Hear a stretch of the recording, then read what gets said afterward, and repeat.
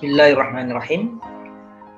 Assalamualaikum warahmatullahi wabarakatuh. Bismillah, walhamdulillah, wassalatu ala rasulillah, la hawla wa la quwwata illa billah, amma ba'd. Anak-anak, pemirsa yang dirahmati Allah subhanahu wa ta'ala, siswa-siswi kelas 10 SMK Negeri 5 Surabaya, rahimakumullahu jami'an.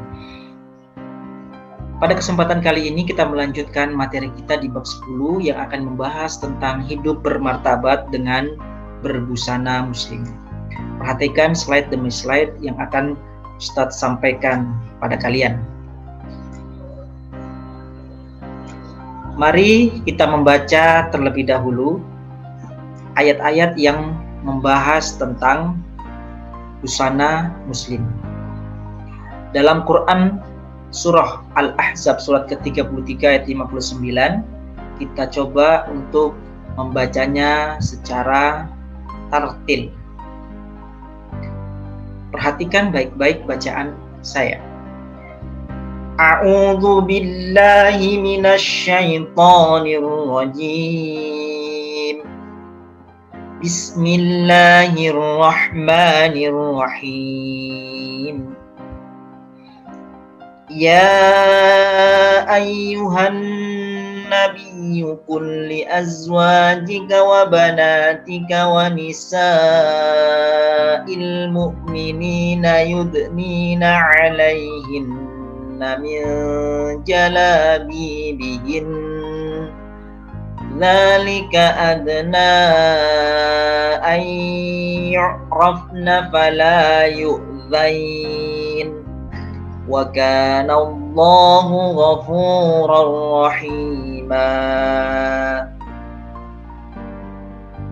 Artinya adalah, wahai Nabi, katakanlah kepada istri-istrimu, anak-anak perempuanmu dan istri-istri orang mukmin, hendaklah mereka menutupkan jilbabnya ke seluruh tubuh mereka. Apa pengertian dari busana muslim? Busana muslim adalah busana atau pakaian yang seharusnya dikenakan oleh umat Islam, baik itu wanita muslimah maupun laki-laki muslim dalam setiap aktivitas sehari-hari, baik kegiatan resmi maupun santai seperti rekreasi, jalan sehat, aktivitas sehari-hari dan lain sebagainya. Tentu dengan memenuhi syarat, dan kita pun mengetahui tujuan dari berbusana muslim terlebih dahulu. Mari kita cek bersama apa saja syarat-syarat busana muslim. Syarat busana muslim yang pertama adalah menutupi aurat. Yang kedua adalah pakaian yang tidak mengundang syahwat. Yang ketiga adalah tidak transparan. Yang keempat adalah pakaiannya dalam keadaan longgar dan tidak ketat. Yang kelima adalah tidak diberi wangian atau parfum yang baunya sangat mencolok, khususnya bagi wanita. Yang keenam, tidak menyerupai laki-laki ataupun sebaliknya, laki-laki yang menyerupai pakaian wanita. Dan yang ketujuh, bukan busana atau pakaian syuhroh. Pakaian syuhroh adalah pakaian yang dipergunakan untuk mencari ketenaran semata, bukan niat untuk ibadah lillahi ta'ala. Yang kedelapan adalah bukan untuk tabarruj atau ingin memamerkan keindahan tubuhnya, keindahan pakaiannya, sehingga mendatangkan fitnah bagi orang lain ataupun dirinya sendiri. Yang kesembilan adalah bukan kain sutra bagi kaum lelaki.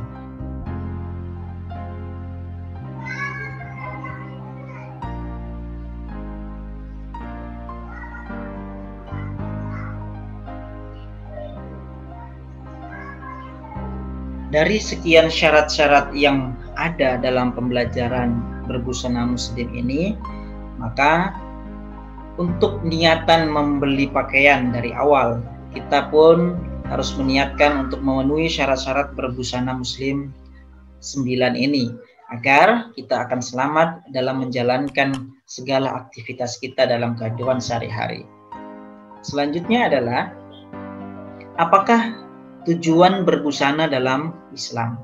Yang pertama adalah, busana yang kita kenakan seharusnya bertujuan di awal menutup aurat dan sebagai perhiasan.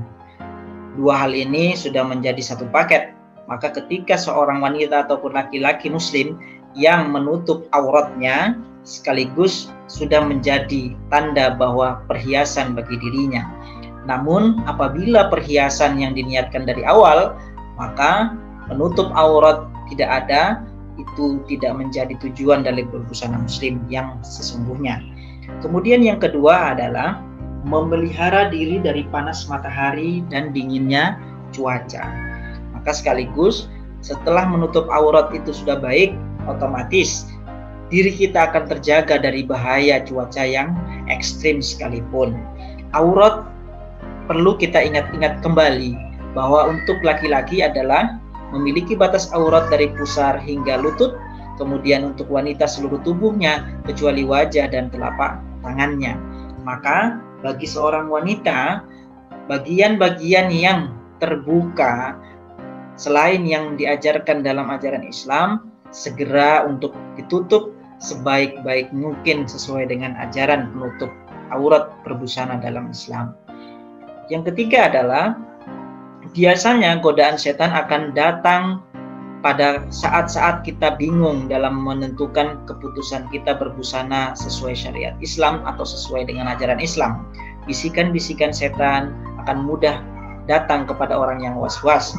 Seorang wanita yang menunda-nunda untuk menutup auratnya, dimulai dari menutup hijabnya dengan baik, adalah bagian dari bisikan-bisikan setan.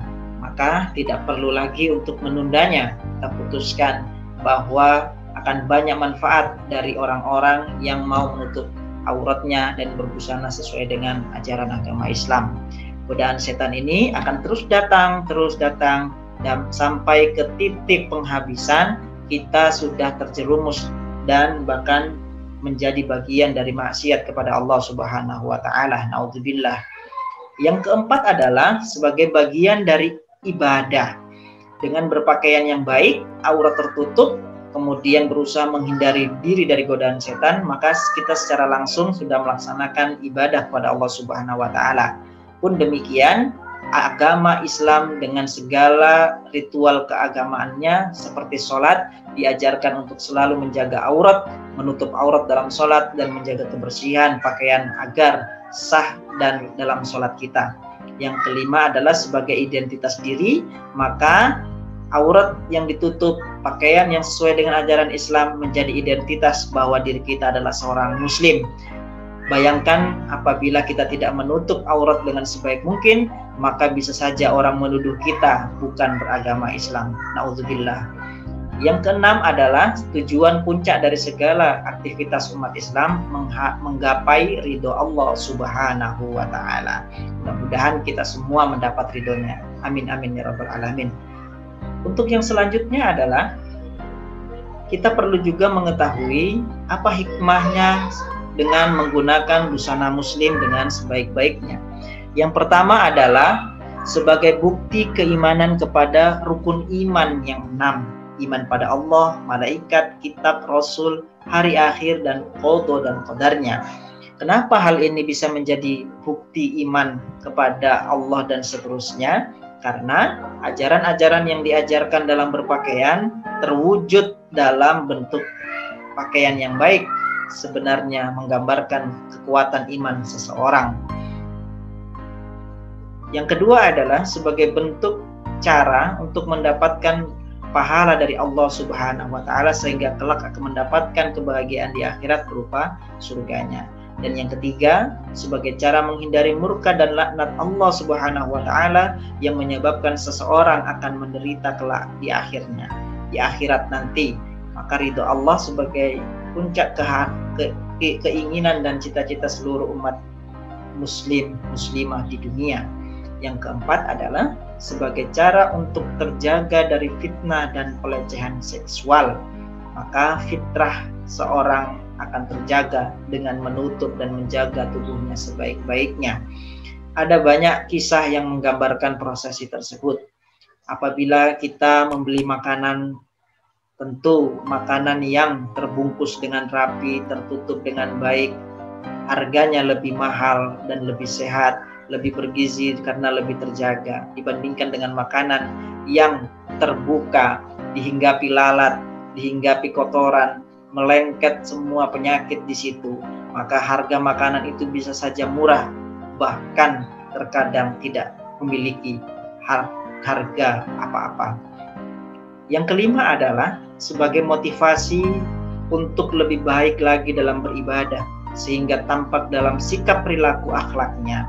Orang yang menjaga pakaiannya akan terjaga akhlakul karimahnya. Orang yang menjaga pakaiannya sesuai dengan ajaran Islam, maka dia akan senantiasa berlomba-lomba untuk beribadah dengan cara yang baik guna mendapatkan ridho Allah Subhanahu wa Ta'ala. 5 poin ini insya Allah akan kita dapatkan apabila kita menjaga busana kita dengan sebaik-baiknya. Alhamdulillahirabbil alamin. Sekian dan terima kasih. Mudah-mudahan apa yang kita bahas tadi menjadi ilmu yang manfaat, barokah fid dini wad dunya wal akhirah. Wallahu muwaffiq ila aqwamit thoriq. Wassalamualaikum warahmatullahi wabarakatuh.